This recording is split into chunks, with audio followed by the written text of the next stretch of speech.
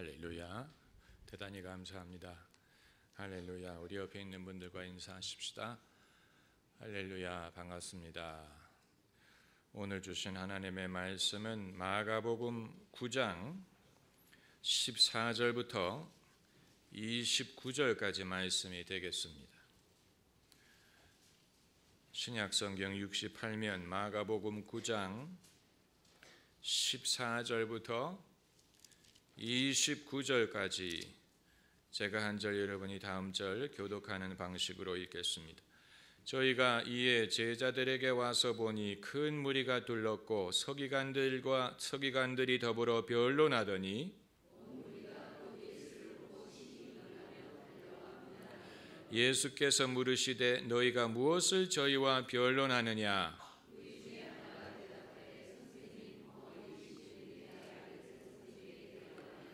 귀신이 어디서든지 저를 잡으면 거꾸러져 거품을 흘리며 이를 갈며 그리고 파리하여 가는지라 내가 선생의 제자들에게 내어 쫓아달라 하였으나 저희가 능히 하지 못하더이다.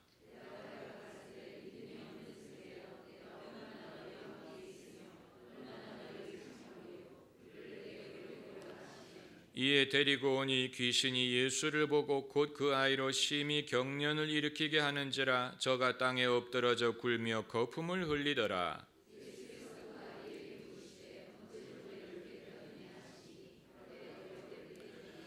귀신이 저를 죽이려고 불과 물에 자주 던졌나이다. 그러나 무엇을 하실 수 있거든 우리를 불쌍히 여기사 도와주옵소서.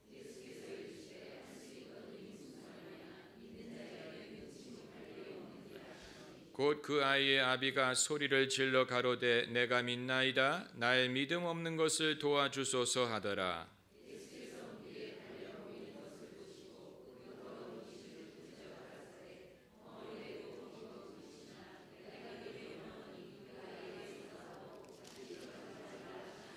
귀신이 소리 지르며 아이로 심히 경련을 일으키게 하고 나가니 그 아이가 죽은 것 같이 되어 많은 사람이 말하기를 죽었다 하나 집에 들어가심에 제자들이 종용이 묻자오되 우리는 어찌하여 능히 그 귀신을 쫓아내지 못하였나이까?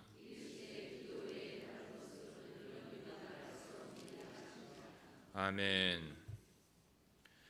예수님은 왜 이 아버지에게 언제부터 이렇게 되었느냐고 물으셨을까? 이것이 형식적인 질문입니까? 그냥 의사가 환자를 진료할 때 직접적으로 치료에 필요하지는 않지만 뭔가 대화를 나누기 위하여 형식적으로 물어보는 질문입니까? 아니면 정말로 필요하기 때문에 물어보신 것입니까? 만일 이것이 불필요한 질문이라면 성경에 기록할 필요가 없었을 것입니다. 예수께서 이 아버지에게 많은 것을 물어보지 않으시고 한 가지만을 물어보셨는데 그것은 필요하기 때문에 물어보신 것입니다. 예수님이 전지전능하시다면 어찌 질문을 하실 필요가 있느냐 이런 말은 하지 마세요.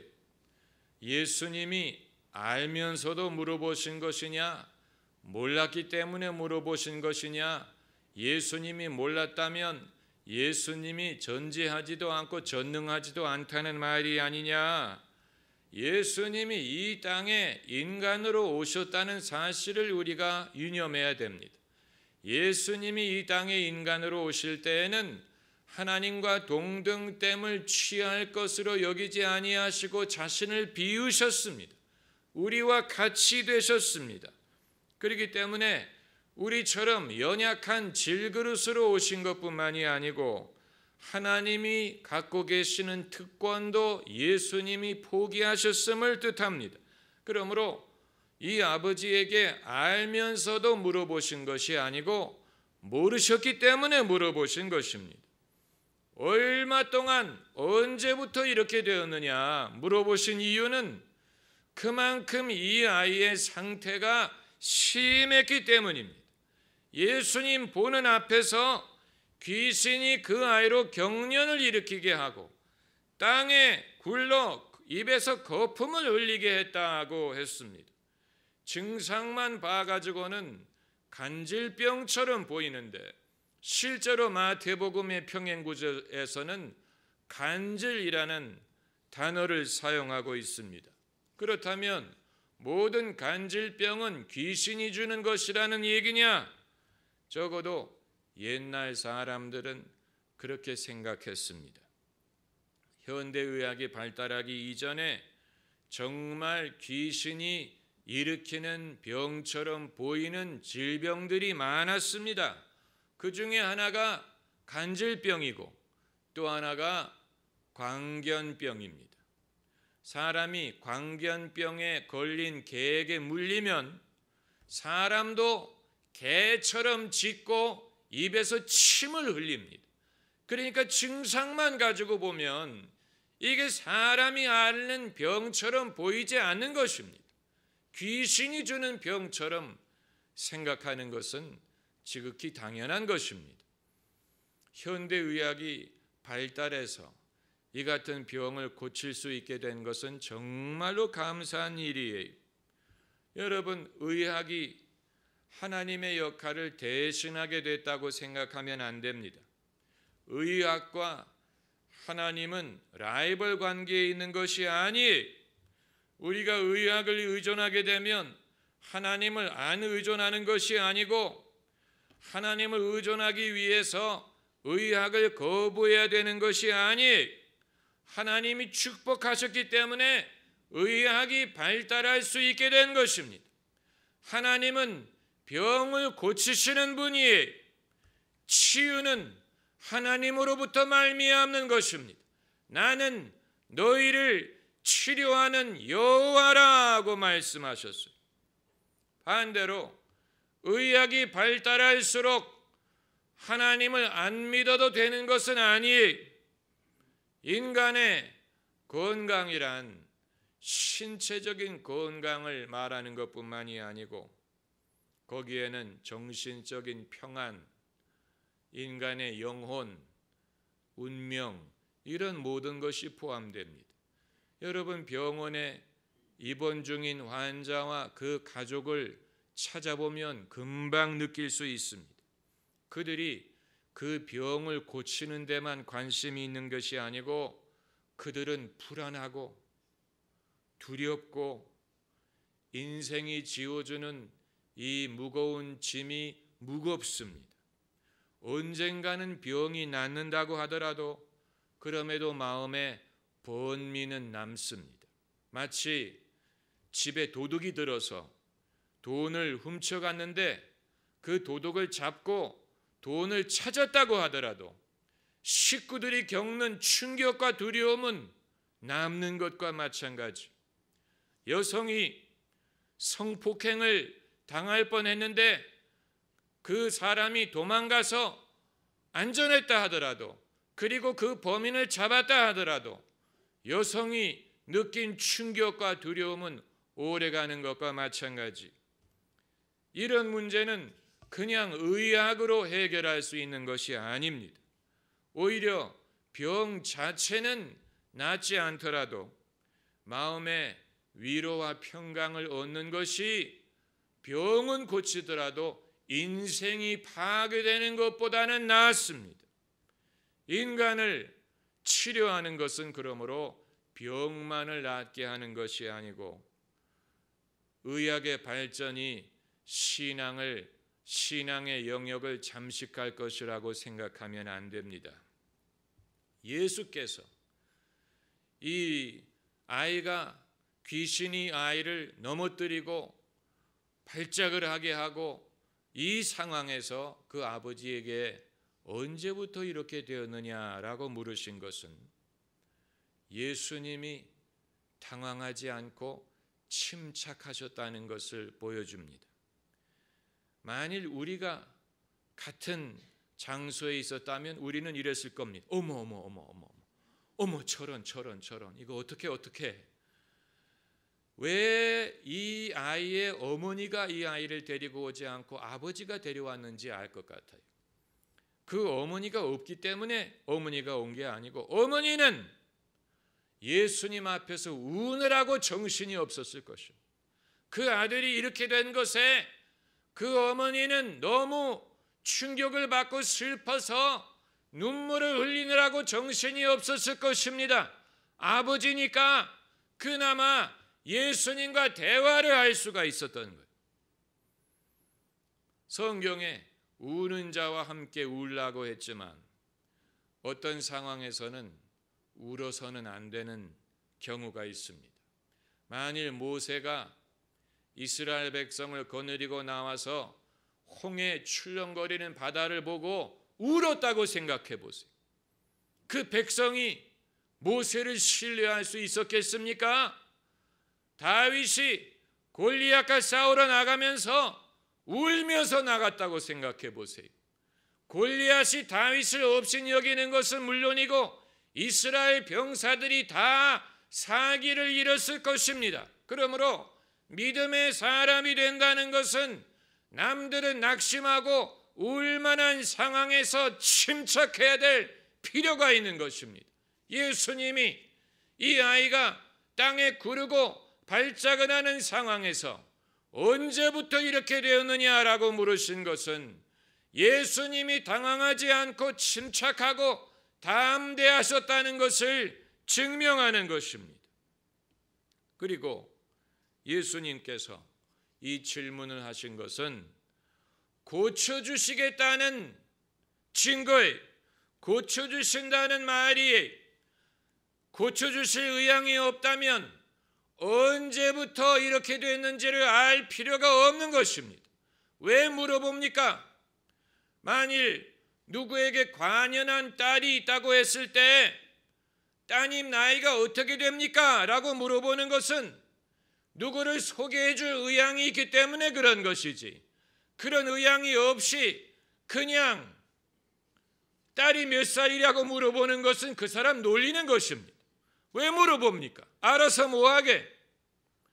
누가 빚이 많이 있을 때 당신이 진 빚이 얼마입니까? 라고 물어보는 것은 뭔가 도와줄 의향이 있다는 것을 말하는 것이지, 도울 의향이 없는데 진 빚이 얼마냐? 왜 물어봅니까? 알아서 뭐하게? 그 사람 마음 상하게 할 일이 있습니까? 그러므로 예수님이 언제부터 이렇게 됐느냐고 물어보시는 것은 고쳐준다는 얘기예요.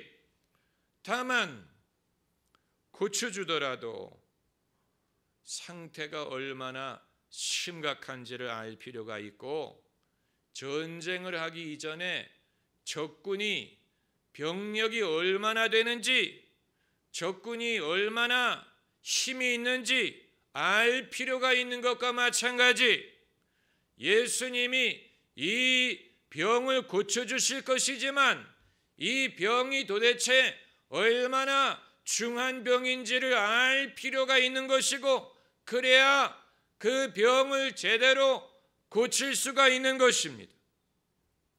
이 아이의 문제가 최근에 발생한 것이 아니에요. 그래서 아버지가 대답하기를 어릴 때부터니이다. 그 말은 오랫동안 이 문제를 갖고 있었다는 말이에요.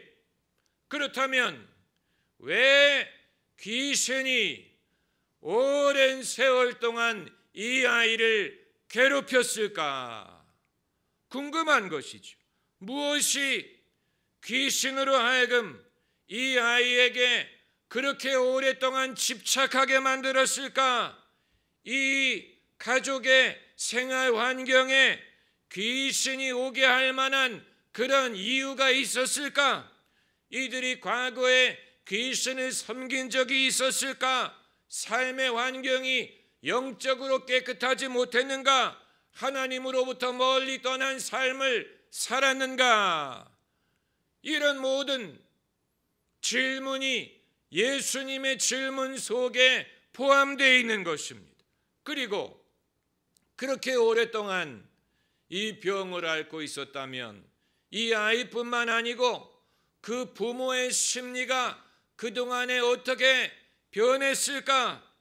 이들이 이 오랜 세월의 고통을 감당하기 위하여 어떻게 대응하는 법을 배웠을까? 이런 고통 앞에서 이 식구들은 어떻게 서로 협조하고 위로하는 법을 배웠을까? 가족이 건강한 사람은 그걸 몰라요. 가족 중에 아픈 사람이 있는 집은 남들과 달리 서로 위하고 돕는 법을 배울 수밖에 없는 것입니다. 그게 필요하기 때문에.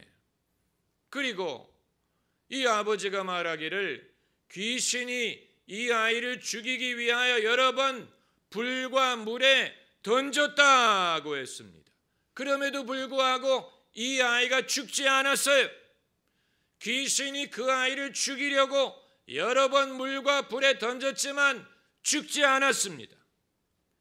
인간의 목숨이 정말 끈질기기 때문에 귀신이 여러 번 죽이려고 했는데 죽지 않고 여기까지 올 수 있었던 것인가? 아니면 모르긴 몰라도 하나님의 은혜가 있어서 비록 병이 낫지는 못했지만 하나님이 이 아이의 목숨을 지켜주신 것인가? 그 이유가 무엇일까?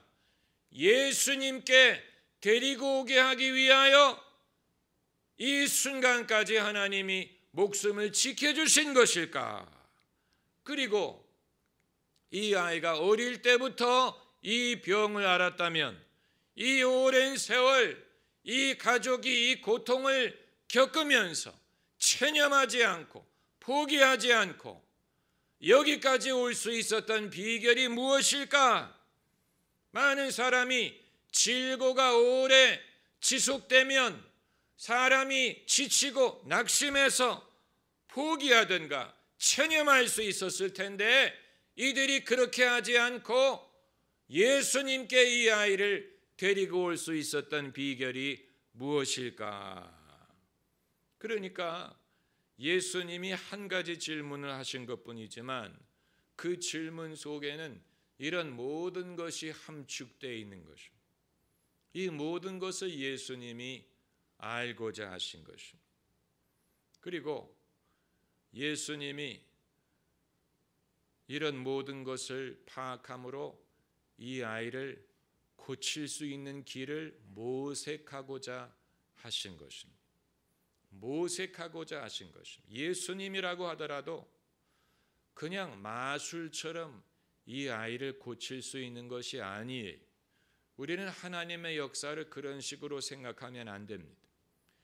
특별히 인간에 관계된 일, 인간의 영혼에 관계된 일은 하나님에게도 그냥 마술적으로 그냥 쉽게 그냥 고칠 수 있는 것이 아니고 인간의 문제를 해결하는 일은 하나님에게도 굉장히 귀중하고 신중하고 심각한 문제, 심각한 과제, 하나님에게도 이것은 과제, 이것을 우리가 하나님은 전능하시니까 그냥 쉽게 요술 지팡이를 흔들어서 고칠 수 있는 것이 아닐까 이렇게 생각하면 안 됩니다. 여러분, 인간의 영혼의 문제를 해결하는 것이 그렇게 쉽다면 하나님의 아들이 이 땅에 오실 필요가 없고 하나님의 아들이 십자가에서 돌아갈 필요가 없습니다. 그 모든 수고를 할 필요가 없습니다. 하나님이 전능하시기 때문에 그냥 당신의 말씀 한마디로 너희 죄를 사면하느니라 이렇게 해서 해결될 문제라면 예수님이 오실 필요가 없지요. 예수님이 하나님의 어린 양이 되어 세상 죄를 지고 갈 필요가 없는 것입니다. 예수님이 엘리 엘리 라마 사박단이라고 외치며 십자가상에서 순환을 당할 필요가 없는 것입니다. 예수님이 겟세마네 동산에서 할 수만 있으면 이 잔이 나를 지나가게 해달라고 간구할 필요가 없는 것입니다. 하나님에게도 어려운 심각한 과제이기 때문에 이 모든 일이 필요했던 것입니다. 그러므로 이 귀신을 내쫓는 일은 예수님에게도 힘들고 중요하고 심각한 과제예요. 예수님은 당신의 믿음을 동원하고 하나님의 능력을 의지하고 성령의 권능을 사용해서 이 일을 할 필요와 명분을 찾아야 할 필요가 있었던 것입니다. 그러므로 예수님도 길을 모색하실 필요가 있었던 거예요. 어떻게 하면 이렇게 오랫동안 이 아이와 가족을 괴롭혔던 저 귀신을 내쫓고 이 아이와 이 가정을 치유할 수 있을 것이냐. 예수님에게도 이것은 매우 중요한 과제였어요. 예수님이 당신의 능력만을 의지하고 그냥 가볍게 이 일을 처리할 수 있는 것이 아니었습니다. 인간의 일은 그렇게 쉬운 일은 하나도 없습니다. 만일 하나님에게 이 일이 쉬운 일이라면 벌써 인류는 오래전에 예수님을 다 믿고 구원받았을 것입니다. 그러나 아직도 안 믿는 사람들 많고 거부하는 사람들 많고 시험에 드는 사람들 많고 또 저항하는 사람들 많고 남의 나라에만 그런 것이 아니고 또 먼 시골에만 그런 것이 아니고 교회 안 다니는 집에만 그런 것이 아니고 우리 가까운 친척 중에도 여러분 가족 중에도 그런 사람이 있어요. 만일 하나님에게 인간을 구원하는 일이 쉬운 일이라면 벌써 오래전에 이 모든 사람들은 예수를 주로 고백했을 것입니다. 그러나 이 일은 하나님도 예수 그리스도를 통하여 교회를 통하여 말씀을 통하여 성령을 통하여 또 당신의 종들의 순종과 수고를 통하여 하나님의 때에 하나님의 섭리를 쫓아 이루어야 될 아주 중요한 과제예요. 그렇기 때문에 예수님이 이 일을 가볍게 여기지 않고 이 가족이 그동안 겪었던 아픔만큼이나 예수님도 이 일을 신중하게 여기시는, 여러분 우리가 치유의 언어를 공부하고 있는데 치유하기 위해서는 치유를 이루기 위해서는 병든 사람의 질병뿐만이 아니고 그 질병으로 말미암아 그들이 지금까지 겪을 수밖에 없었던 그 아픔을 어느 정도 공감하지 않으면 그것은 치유가 아니에요. 그러니까 정말로 아프셨겠습니다. 정말로 힘드셨겠습니다. 이걸 어느 정도 공감을 해 주어야 그 치유가 제대로 된 치유가 되는 것이지, 그 환자와 가족의 아픔을 전혀 공감하지 않고 뭐 이런 거 가지고 그러십니까? 남들은 쉽게 고치던데 아이 뭐 이런 거 이렇게 하게 되면 그 자체가 벌써 치유가 될 수가 없는 것입니다. 치유라는 것은 그 질병 자체를 고치는 것뿐만이 아니고 그것 때문에 지금까지 겪어왔던 아픔, 그 아픔을 함께 고쳐주기를 바라는 것이고, 그러기 전에는 그것이 진정한 치유가 될 수가 없는 것이죠. 예수께서 인류의 죄를 사하기 위하여 그 모든 고통을 당하실 필요가 있었던 것은 그만큼 인간의 죄가 크다는 것을 보여주는 것이고, 그만큼 하나님이 인간의 죄를 괴로워하시는 것을 보여주는 것이지, 그런 것이 하나도 없이 하나님이 그냥 손을 휘휘 저으면서 사면 받았어, 사면 이렇게 하게 된다면 비록 우리가 죄 사함을 받았더라도 그것을 실감하지도 못하고 하나님께 감사하지도 못하고 그것이 우리에게 감격이 되지도 못합니다. 여러분 무슨 말인지 아시겠지요? 죄의 짐이 무거울수록 하나님의 마음도 무거운 것이고, 죄의 아픔이 클수록 하나님도 그만큼 권념하시는 것이고, 그러므로 하나님의 구원이 우리에게 와 닿을 수가 있는 것입니다. 치유는 우는 사람과 그냥 함께 우는 것으로 끝나는 것이 아니지만, 그러나 고통을 어느 정도 공감함으로써 그 치유의 의미가 제대로 전달이 될 수가 있는 것입니다. 여러분, 인간의 문제는 어렵습니다. 차라리 바람과 바다를 꾸짖는 것이 더 쉬워요. 바람과 바다는 예수님의 말씀을 금방 순종했어요. 그러나 인간은 예수님이 다루기가 더 어렵고 복잡하고 오래 걸리고 인내해야 됩니다. 바람과 바다는 그렇게 오래 걸리지 않아요. 쉬워요. 바람과 바다는 예수님이 한 번 꾸짖으니까 순종해요. 그러나 인간의 문제는 그냥 한 번 꾸짖어 가지고 되는 것이 아니에요. 예수께서 이 아이의 병을 그냥 물리적인 기계적인 문제로만 보지 않고 이 가족의 영적인 아픔으로 보셨기 때문에 이들에게 기울이신 관심이 바로 이 한마디, 언제부터 이렇게 되었느냐는 질문 속에 담겨져 있는 것입니다. 할렐루야. 기도하십시다.